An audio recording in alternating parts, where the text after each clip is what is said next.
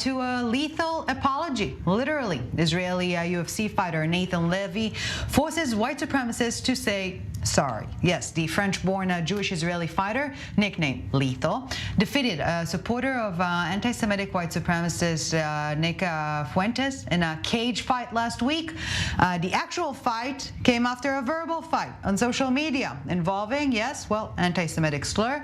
Well, back to the actual cage before letting him go and conclude the battle that was, surprise, surprise, filmed on social media. Levy forced his opponent to apologize and later admit on camera that 6 million Jews were indeed murdered in the Holocaust, something that apparently needs to be said out loud in 2023. So let's cross now live to London, where we're joined by Senior Fellow at the Tel Aviv Institute, Hen Mazzig. Thank you very much, Mr. Maziga, for joining us. So, a simple question: can you win anti-Semitism by force?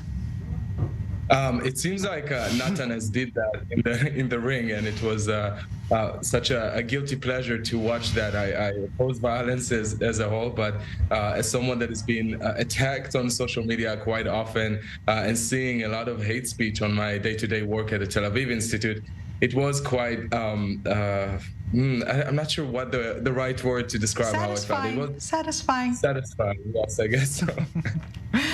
Yeah. Well, jokes aside, we are seeing anti-Semitism paving its way to, I wouldn't say pop culture consensus, but to the limelight, that's for certain.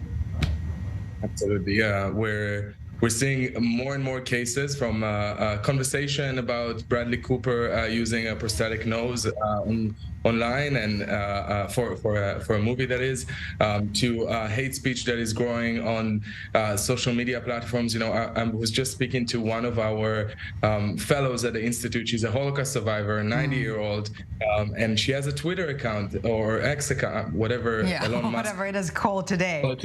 Yeah. Right. And she says that she's never seen anything like that. I mean, the amount of hate and hate speech and neo-Nazis in her comments saying the most horrific things. And I felt so bad for her. I mean, her response was that she survived the Holocaust, so that's nothing for her. But she's still very much concerned, and I can feel it as well. I'm seeing something is shifting. There's a change, and it was always bad, but it seems like it's getting worse. Yeah, no longer in the fringes, if you will. But the silver lining here, perhaps the backlash rather, isn't fringe either. Right.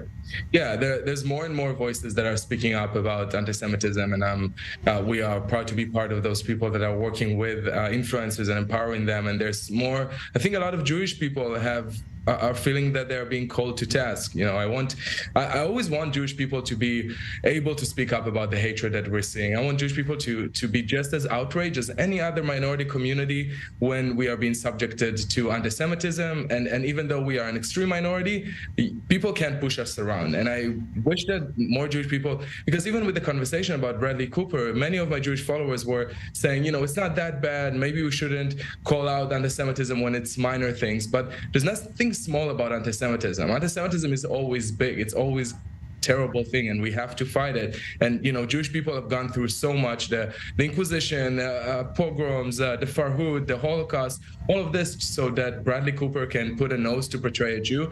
We have to call out anti-Semitism wherever we're seeing it, and we have to do it not only for ourselves but also as a promise to our ancestors. Yeah, well, always trending anti-Semitism, and so is the fight against it. Hen Mazzig, Senior Fellow at the Tel Aviv Institute, thank you very much. Thank you very much for this. And yes, a guilty pleasure indeed to watch this battle being concluded that way.